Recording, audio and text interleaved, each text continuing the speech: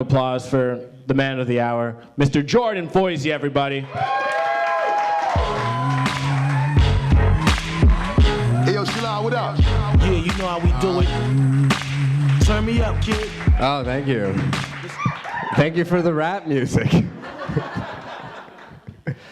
Chris's fly was down. Anybody else notice that?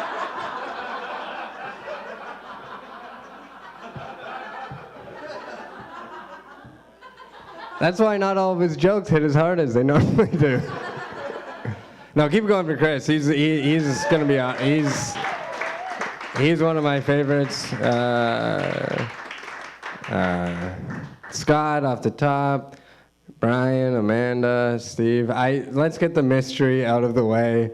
I was the one who watched that movie. And it's called Diary of a Nymphomaniac. It's not just called Nymphomaniac like it's about a serial killer. It's a very gentle French film about a woman exploring her sexuality. I was like lying on the couch and I'm like, fuck it. I know they're not coming home for a while. But I didn't like jerk off in the living room or anything. I'm not like an animal. I didn't break all the rules of a house. John, you're jerking off in the living room? Come on, man. We're trying to do things as a people. But I'm like, fuck it.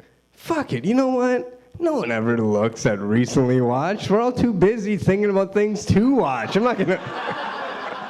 I don't live in the past. When I look at Netflix, I'm looking to the future. I'm not looking to what I watch to get myself aroused so I can jerk off to nap.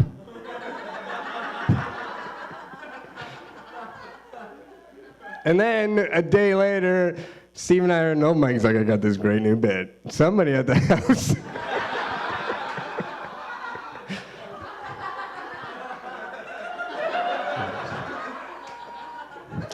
Oh, it's gonna be hilarious.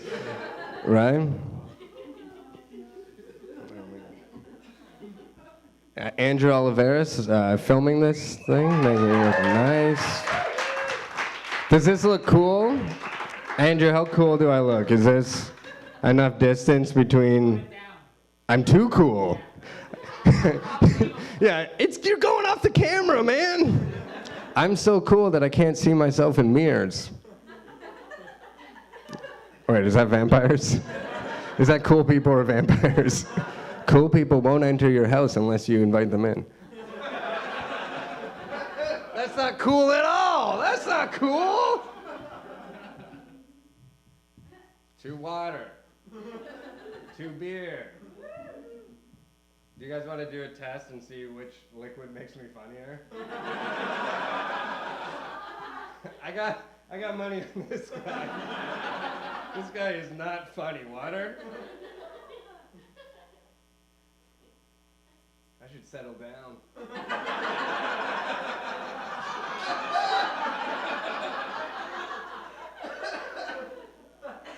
My degree's not worthless. I can go to college, maybe tack something on, work at a museum.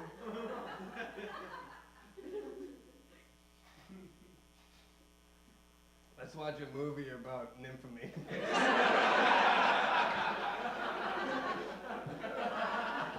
Yeah! This guy!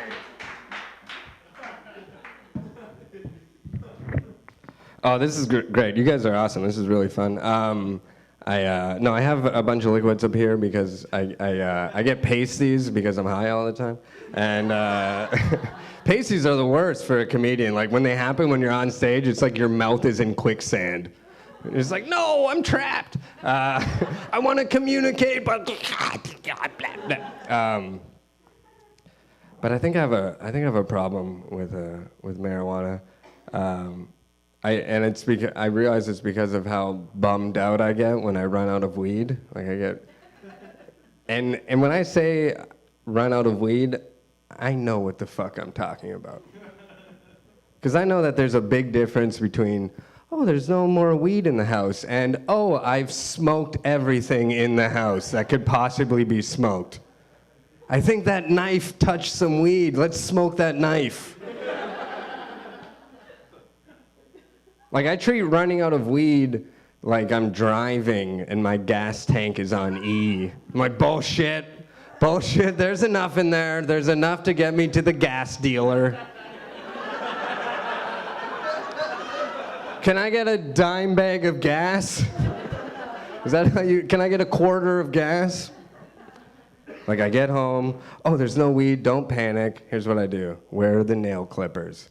I get my nail clippers, and I take my pipe, and I start scraping the side of the bowl of the pipe. And I just start scraping it very diligently, very seriously. Just start scraping the side of the bowl of the pipe until all this black shit starts like falling off the sides. And then there's a nice big pile of black shit in the pipe. And then I smoke that black shit. And it doesn't get me high as much as it gets me aggressively sad,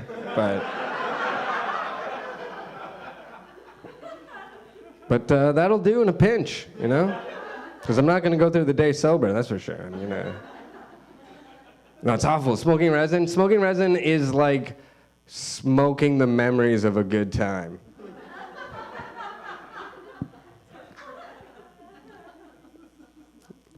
Maybe I should go back to water. Are you guys worried about me?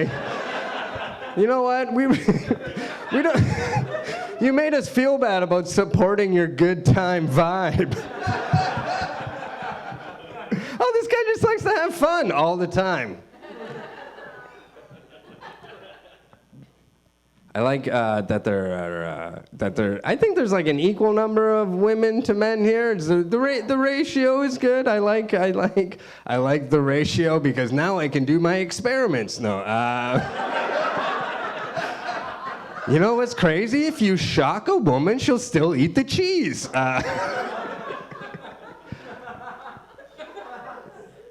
no, because I do a lot of open mics, and the thing about when you do stand-up open mics, a lot of the time in my life, I've spent time in rooms with like only men, like only like 10, 15 men.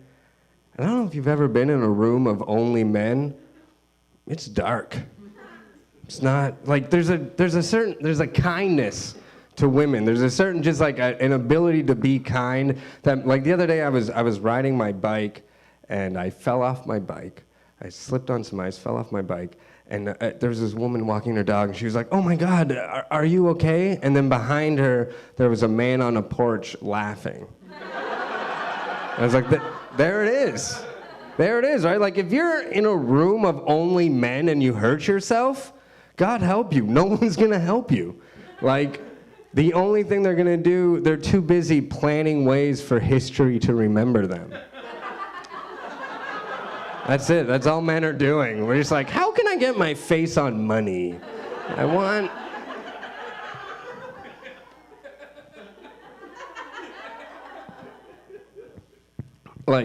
Like a room of only men, it's gross. It's like, best case scenario, a bunch of nerds are trying to make a robot chick.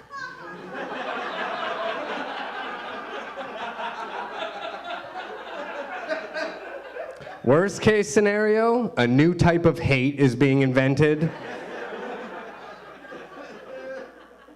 And middle case scenario, knuckle push-up competition. And I don't want to be part of any of that. It's gross. It's gross in a room of men. It's gross. It's like being in like this sweaty cave where all the stalactites are just dicks. It's like, ugh, just dicks hanging in this cave. Why did I go splunking in fucking Germany's cave dong?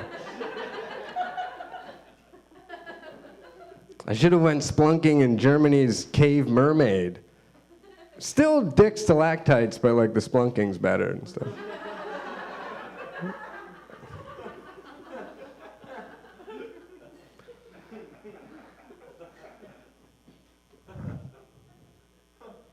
All right, I'm gonna drink the rest of this water, and then I'm just gonna fucking get real.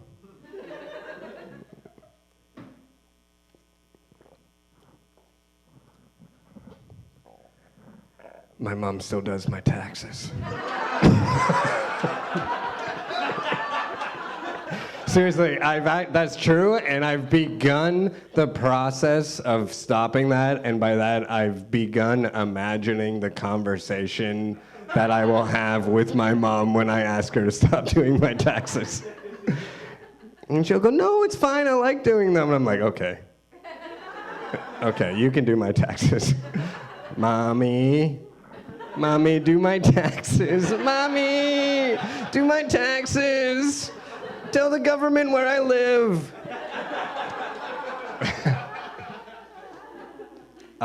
This is this is my hair, my hairline. I'm balding, whatever, you know. Have you guys ever heard of the story of Potemkin Village? Potemkin Village? It's this old Russian story about. It's like a village in the eastern part of the Russian Empire, back when Russia had an empire. And the Tsar at the time wanted to make this Potemkin, which was this small, unknown little town, like the jewel of the eastern part of the empire, right? So he gave the mayor of the town, like, just millions and millions of dollars, rubles, and he gave him all this money, right, to make a town. It's basically like what's happening in Sochi right now. And you know, like what happens in Russia, the mayor got all this money, but it was very corrupt, and he didn't do what the Tsar asked, and he just blew all the money, he blew it on his friends and stuff like that. And then one day the Tsar was like, hey, I'm gonna come see Potemkin, I wanna see what all my money went to, you know, let's see what's up. And the mayor's like, oh my God, he started freaking out because he's like, the Tsar's gonna kill me. He's gonna cut my head off or give me radiation poisoning, whatever century of Russia you want to put this in. And, you know, it's all the same. It's all the same Russian history. Just people stealing money and getting killed. And then, and so what he did, he came up with a pretty good idea, though, an ingenious little scheme where he built a fake town along the river where the Tsar was going to go down. He built a fake town. So he built basically a stage.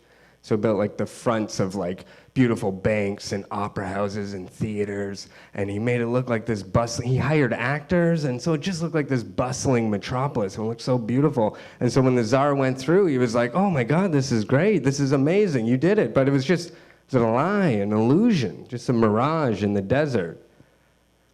Anyways, that's what my hair's like.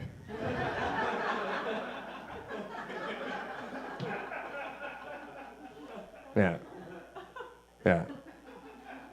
It looks like a pretty cool place to visit, but it's just one bridge.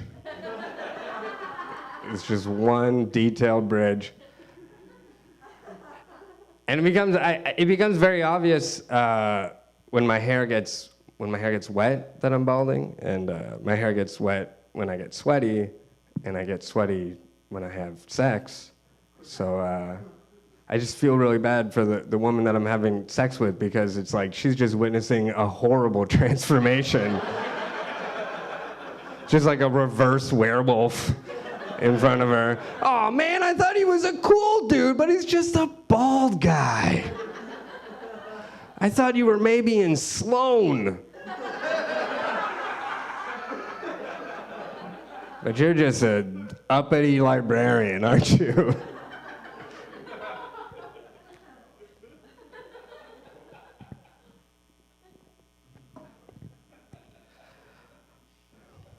I'm a pretty progressive guy. Pretty, I don't care. I don't care what people get up to. Whatever, dude. Like, I don't even, this is kind of controversial, but I don't even care if you, like, fuck your cousin. I don't care. Just like, if people can love their cousin, like, just don't make any kids, right? I guess. I mean, only because it makes, like, handicapped people, and I love handicapped people too, but I just don't think we should knowingly make more handicapped people. Like, we should probably. But I'm just saying.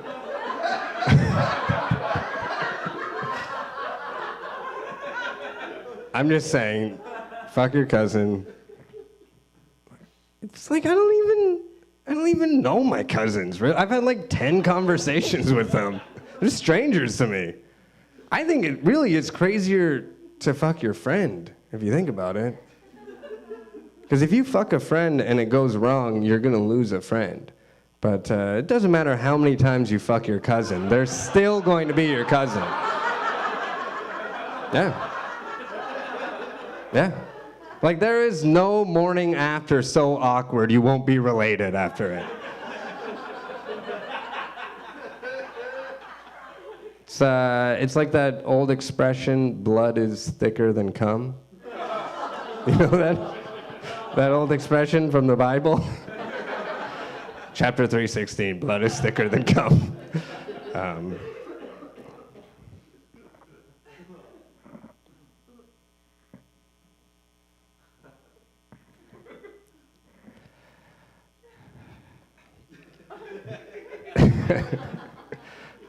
This is the part of the show when I do all my favorite Billy Blanks routines. Tybo! You guys didn't think I had that, didn't you? You didn't think I had that front kick power.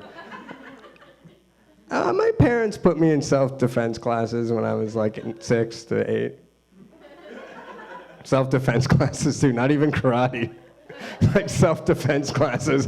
It was just me and like divorced ladies. Karate chop him, blow the whistle, get out of there.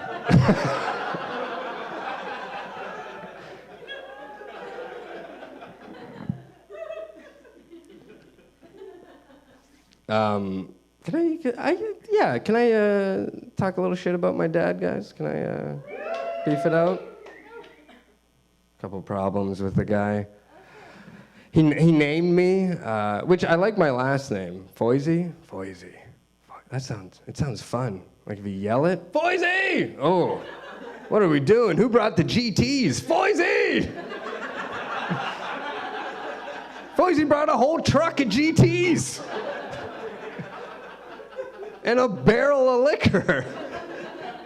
We roll the liquor down, drink it, run the GTs up. Cops won't know what's going on.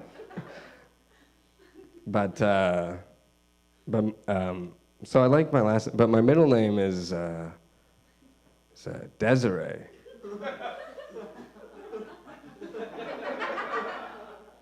And I was named after his grandpa, so it's French Canadian, so it's the masculine spelling because I got like a dick and stuff.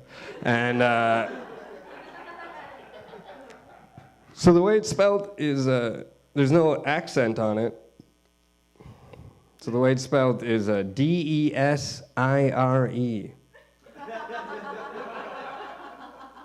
Desire. Jordan Desire Foisy. That's on my fucking health card. Doctor, can you fix desire? I have to go seduce a spy. Another thing about my dad is he has no top teeth. No top teeth, not a one. My whole life he's had dentures, and one time him and my little brother got in a fight because of dominance, probably. And probably dominance. Hockey play, I don't know. And my little brother punched him in the mouth and knocked out 2 of his fake teeth. Yeah, so my dad is missing a shit ton of teeth. Like, he's missing his not teeth. He's missing negative teeth.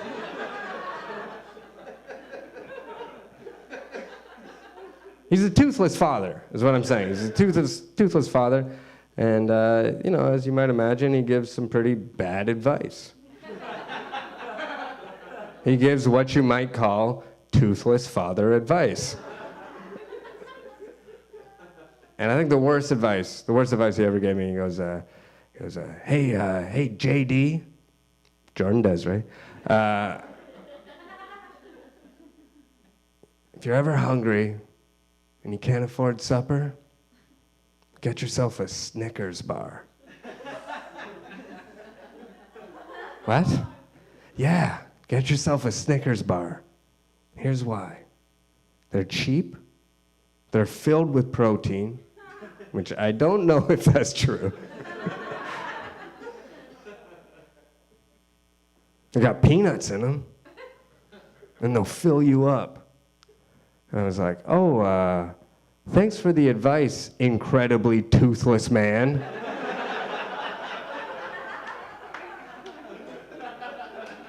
Did you just tell me to eat a candy bar for supper? Man who's lost 18 of a possible 16 top teeth?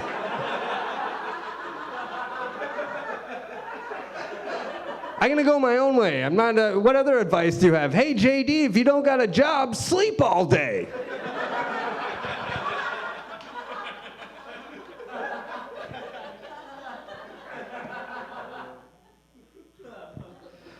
No, but he's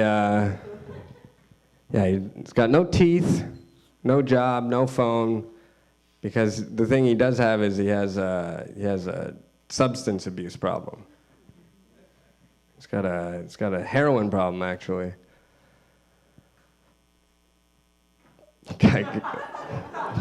Guys, I'm fine. I'm fine. No, I'm good. I'm good. You know, fucking Papa loves the brown sugar. What are you gonna do, right?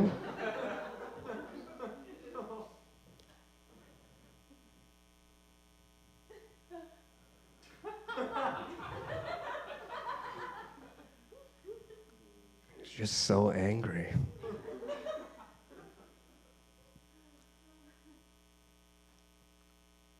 Anyways, but he doesn't have a phone, so he calls me from payphones in Sault Ste. Marie, where I'm from. Which also, the next time you see a sketchy man on a payphone, you're like, hey, what's that sketchy guy doing? Is he dealing drugs? He's actually probably reaching out to his son. So maybe a little less judgment. The guy's trying to put out a bridge that's on fire. But he calls me and I don't answer because I don't recognize the number. So he leaves me these phone messages. And I don't know if you've ever gotten a phone message from a toothless junkie father, but the sadness is pristine. I'll give you a taste of what it sounds like. It's like, hey JD, Jordan Desiree. Hey JD, it's me, your old man. I'm just calling to say that I love you and I miss you. Click. Whoa. Oh my God. That's so sad. So what were you doing when you recorded that? Were you watching grainy footage of me blowing out a birthday candle? That's crazy, man. Crazy. There's no way that was from a person. Who is this? Is this a wet pack of cigarettes?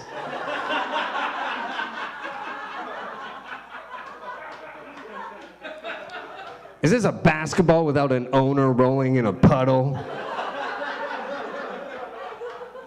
Hey, is this a baby monkey separated from his mother by a pane of glass? Baby monkey! Stop calling me!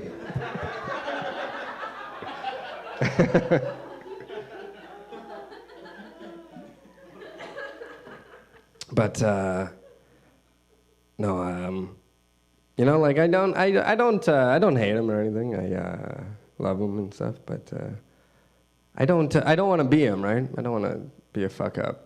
So I'm trying to not. I'm working very hard to be successful at something. I'm working very hard, but the thing I'm working really hard at is stand up, which means that I'm in a bar all the time and I'm drinking. And I smoke pot like all the time.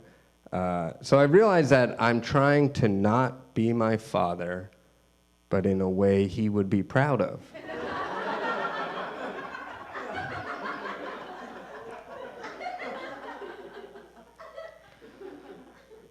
My dad is, like myself, a big Neil Young fan. Love Neil. Any other Neil fans in the house? Come on. Oh, yeah.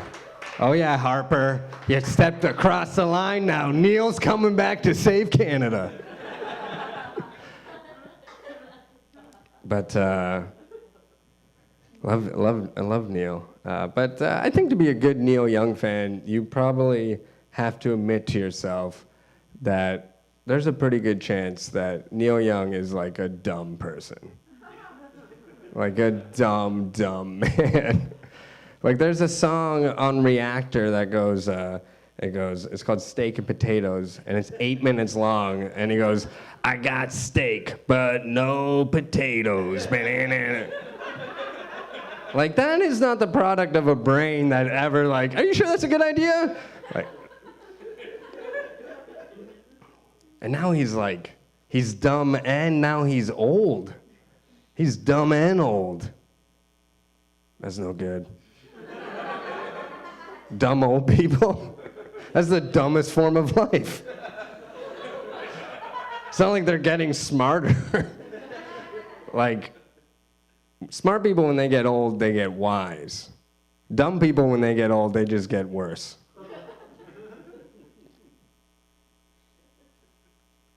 That's the worst thing I've said. We were okay with all the other shit, man, but the old people thing, no fucking way. You're an asshole. Leave Neil alone. He's trying to stop Harper. But on his last album, there's a song called The Peaceful Easy Valley, and it goes, there once was a peaceful valley, but then the men came with their guns. Oh, man. That's not even a song. That's just an old man talking. Like, what's the next Neil Young song gonna be like? Why don't batteries work as well? When did the dump get far? I just want like a 30-minute Crazy Horse song about Neil taking his grandkids to the mall. I won't buy you that car truck.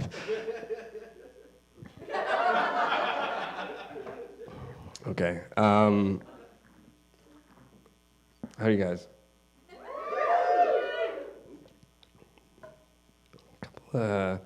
Okay. Two more things. I was. This is just like a fun like sex story. So like if you want to turn your brain off or whatever, this one's not as complicated as the other ones. This one's just fun. One time I was having sex like doggy style, like how dogs have sex. I was having sex like a dog, right? Rough, sex a la dog, and which I think is like the coolest way to have sex, really. Like whenever I'm doing it, I'm like, yeah, I'm like an undercover cop who's in too deep right now. This is how I fuck my wife when I don't know who I am.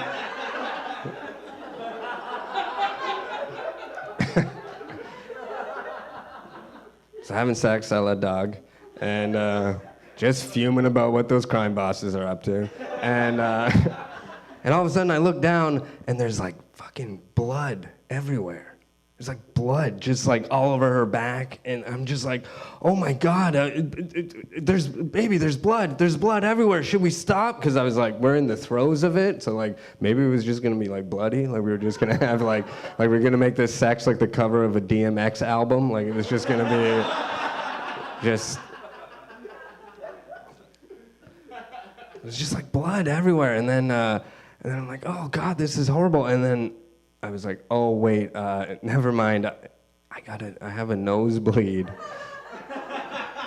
And she was like, what? I'm like, don't worry about it. Just the nerdiest thing possible happened.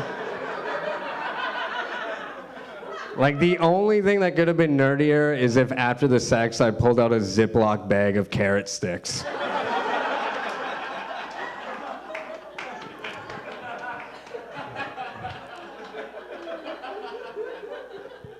Okay, just do one more.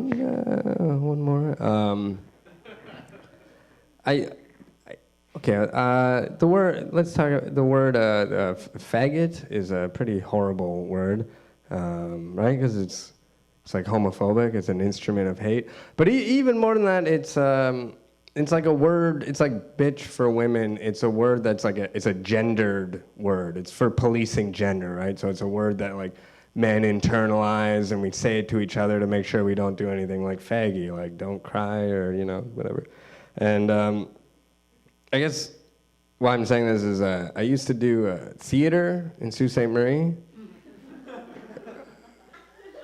with Megan, and which is like a great way to be called faggot from the window of a moving vehicle. Another great way to be called faggot from the window of a moving vehicle in Sault Ste. Marie, walking. That'll do it. Yeah. Standing by the road. Hey man, bet you wish it was spelled ASSPHALT. You knob goblin? Wow, that homophobe was driving slow. It's a slow driving homophobe right there. Knob goblin. Don't suck me off, you knob goblin. Get your greedy little talons away from me. But but I used to do theater, but I quit doing it because of that word. Like I didn't want to be bullied. I felt like I was breaking kind of the rules of what a teen boy, which is what I still call myself instead of a man. I'm like a teen boy. Am I a man? No, I'm more like the lead of a WB show. So I quit, and it's sad because I was good. I was good. Like even after I quit, I got called back in because my skill set was so varied. Like I was like a spy that got called in. Like one time I got called in to do this play. Have you guys ever heard of the play Single and Sexy? It was this play written by university seniors that was performed during like Frosh or Reading Week at universities around the province to kind of teach kids like what the start of university was like. So like there was like a character who like drank too much, or there was a character who got sad, and yeah, because kids don't know that teens don't know that people just get sad in university, like they don't know what that's about. And there was also a character, there was a Korean exchange student named Jinho. And the Sault Ste. Marie theater community is so white that, guess who got the call to play Jinho? Oh yeah, old Jordan Kimchi Foisy.